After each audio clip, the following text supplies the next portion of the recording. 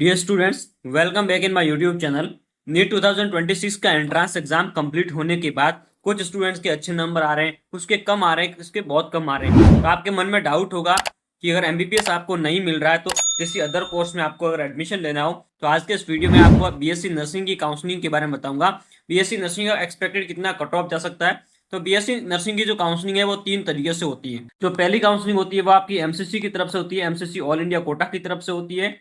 And जो other counselling होती है वो आपकी सेकंड काउंसलिंग जो है आईपीयू की तरफ से होती है, जो कि दिल्ली के अंदर होती है। जीजीएसआईपी गुरु गोविंद सिंह इंद्रप्रस्थ यूनिवर्सिटी से जो अफिलिएटेड कॉलेज है उनकी काउंसलिंग होती है। एंड नंबर 3, कुछ ऐसी कॉलेज है जो कि अपनी काउंसलिंग सेपरेटली कंडक्ट करवाती हैं। एंड कुछ स्टेट की कॉलेजेस हैं जो अलग से इनमें एडमिशन होता है नीट एंट्रेंस एग्जाम के स्कोर के बेसिस पर, तो आप उनमें भी एडमिशन ले सकते हो। सबके बारे में डिटेल वीडियो आएगा। तो आज के इस वीडियो के अंदर हम बात करेंगे जो एमसीसी है, medical council committee, all India quota and Delhi NCR quota की जो काउंसलिंग होती है बीएससी नर्सिंग की, उसके बारे में बात करते हैं। सबसे पहले एमसीसी के अंदर टोटल कितनी कॉलेज आती है उसके बारे में देखते हैं। तो एमसीसी के अंदर टोटल 9 कॉलेज होती है। सबसे पहली कॉलेज है college of nursing IMS BHU Varanasi.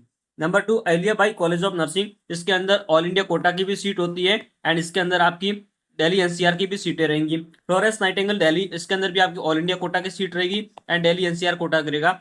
Ahilyabai and Florence Nightingale, ये दो ऐसी कॉलेज हैं जिनके अंदर दिल्ली एनसीआर की काफी हद तक आपको सीटें देखने को मिलेगी। बाकी कॉलेजेस में सारी ओपन सीटें हैं, जैसे एलएचएमसी दिल्ली है, ऑल इंडिया कोटा की सीट इसके अंदर होगी।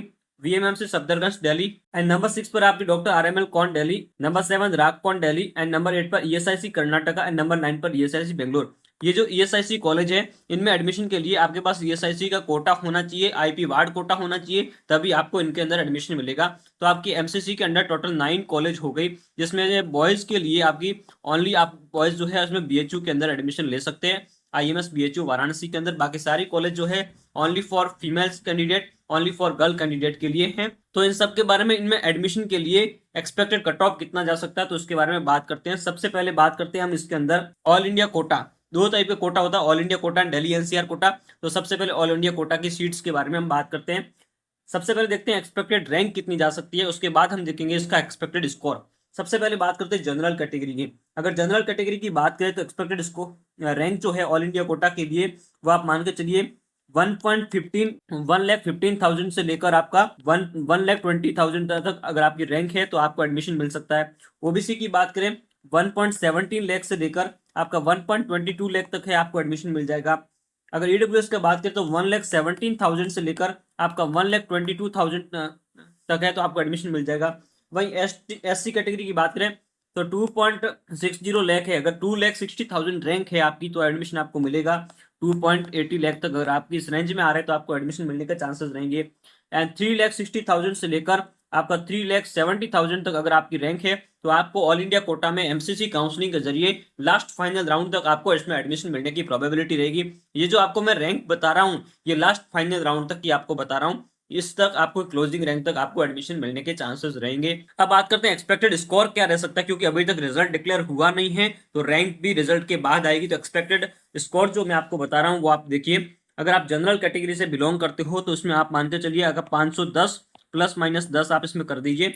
अगर इस तरीके के अगर आपके मार्क्स आ रहे हैं तो ऑल इंडिया कोटा के जरिए एमसीसी काउंसलिंग से आपको एडमिशन मिलने के चांसेस रहेंगे। आप काउंसलिंग में जरूर पार्टिसिपेट करिएगा बीएससी नर्सिंग के लिए। अगर हम बात करें ओबीसी कैंडिडेट के लिए तो ओबीसी के लिए आप इसमें मान के चलिए 505 प्लस माइनस 10 इसमें करिए। ईडब्ल्यूएस के लिए 505 प्लस माइनस 10 है, तो आपको ऑल इंडिया कोटा में से इसमें एडमिशन मिलेगा। वहीं एससी कैटेगरी की बात करें तो उसमें 425 प्लस माइनस 5 इसमें आप कर सकते हैं। एंड एसटी कैटेगरी के लिए 365 प्लस माइनस 5। इस तरीके का अगर आपको स्कोर आ रहे हैं तो एमसीसी काउंसलिंग के जरिए आपको बीएससी नर्सिंग में आपको एडमिशन मिलने के चांसेस रहेंगे। ये जो कट ऑफ मैं आपको बता रहा हूँ ये ऑल इंडिया कोटा का एक्सपेक्टेड कट ऑफ बता रहा हूँ। ये जो स्कोर है थोड़ा बहुत इसमें चेंजेस भी आ सकती है, वेरिएशन भी आ सकती है, जो कि आपको रिजल्ट डिक्लेयर होने के बाद पूरा सिनेरियो क्लियर हो जाएगा। अब हम बात करते हैं इसमें दिल्ली एनसीआर कोटा है जो इसका एक्सपेक्टेड स्कोर कितना जा सकता है, एक्सपेक्टेड रैंक की बात करते हैं। सबसे पहले बात करते हैं एक्सपेक्टेड रैंक, जो कि प्रीवियस ईयर ट्रेंड के एनालिसिस के बेसिस पर मैं आपको बता रहा हूँ। जनरल कैटेगरी की अगर बात करें तो इसमें आपका 1,75,000 से लेकर 1,80,000 तक अगर आपकी रैंक आएगी तो आपको एडमिशन मिल जाएगा। ओबीसी की बात करें 1,77,000 से लेकर 1,82,000 तक अगर आपकी रैंक है आपको एडमिशन मिलेगा। वहीं ईडब्ल्यूएस की बात करें तो 1.85 लाख से 1.90 लाख तक है, यानी कि 1,85,000 से 1,90,000 तक अगर आपकी रैंक आ रही है आपको एडमिशन मिल जाएगा। वहीं एससी कैटेगरी की बात करें 3,35,000 तक है एंड 3,42,000 तक अगर आपकी रैंक आ रही है, इस रेंज में है, तो आपको एससी कैटेगरी है, आपको कॉलेज मिलने के चांसेस रहेंगे। वहीं एसटी कैटेगरी की बात करें तो 4,50,000 से लेकर आपको 5 लाख तक अगर आपकी रैंक है, आपको एडमिशन मिलने के चांस रहेंगे। अब इसका एक्सपेक्टेड स्कोर देखते हैं कि किस एक्सपेक्टेड स्कोर तक आपको एडमिशन मिल जाएगा। ये दिल्ली एनसीआर की मैं बात करता हूँ, जिसमें अहिल्याबाई कॉलेज है, फ्लोरेंस नाइटिंगेल कॉलेज है, एमसीसी काउंसलिंग, और इसकी बात करते हैं। जनरल कैटेगरी के अंदर आप मान के चलिए 450 प्लस माइनस 10 अगर आपका स्कोर है, तो आपको बीएससी नर्सिंग में दिल्ली एनसीआर कोटा के जरिए आपको लास्ट राउंड तक एडमिशन मिल जाएगा। ओबीसी आपका 440 प्लस माइनस 10 एंड जो आपका ईडब्ल्यूएस है वो आपका मान के चलिए 436 प्लस माइनस 10।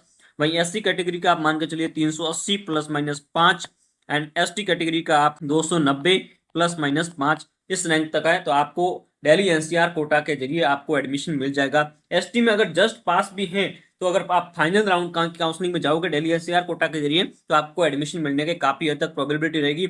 लास्ट राउंड में 2025 के अंदर इसमें 9 लाख तक भी इसमें एडमिशन मिला है। हालांकि मैं इसको कंसिडर नहीं कर रहा हूं, क्योंकि अगर उसमें सीट अगर वैकेंट रहती है स्पेशल हिस्ट्री के अंदर, तो उसी कंडीशन में आपको वो सीट अलॉट होती है। तो 9 लाख के अंदर आपको 2025 में सीट अलॉट हुई थी। अगर आपको बीएससी नर्सिंग की काउंसलिंग के बारे में कोई भी आइडिया नहीं है, कैसे काउंसलिंग करवानी है, कैसे कॉलेज को फिल करना है, कैसे फॉर्म फिल करना है, कौन से डॉक्यूमेंट लगेंगे, कौन सी कॉलेज कैसी है, कितनी फीस है, कितना डॉक्यूमेंट है, सबके बारे में डिटेल इन्फॉर्मेशन के लिए आप मुझे व्हाट्सएप पर मैसेज कर सकते हैं। मेरा व्हाट्सएप हैंडल है 9950647391। इसकी लिंक आपको डिस्क्रिप्शन में मिल जाएगी। वहां से आप अपना स्कोर जो है मेरे साथ शेयर कीजिए, अपनी कैटेगरी मेरे साथ शेयर कीजिए एंड इसके साथ आप पेड काउंसलिंग भी मेरे इनरोल कर सकते हैं। बहुत ही मिनिमल फीस पर आपको काउंसलिंग करवाई जाएगी, जिसमें फॉर्म फिलिंग है, सारी फैसिलिटी है, सारी कॉलेज के बारे में आपको डिटेल प्रोवाइड की जाएगी। तो आप मुझे व्हाट्सएप पर मैसेज कर सकते हैं, अपना स्कोर मैसेज कीजिए, अपना कैटेगरी मैसेज कीजिए। मैं आपको बता दूंगा कि आपको कौन सी कॉलेज मिल सकती है, मिलेगी या नहीं मिलेगी, कौन सा कोर्स आपके लिए बेटर रहेगा,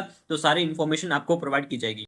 थैंक्स फॉर वॉचिंग। इसी तरीके का क्वालिटी कंटेंट देखने के लिए इस चैनल को सब्सक्राइब कीजिए एंड बेल आइकन को प्रेस कर दीजिए।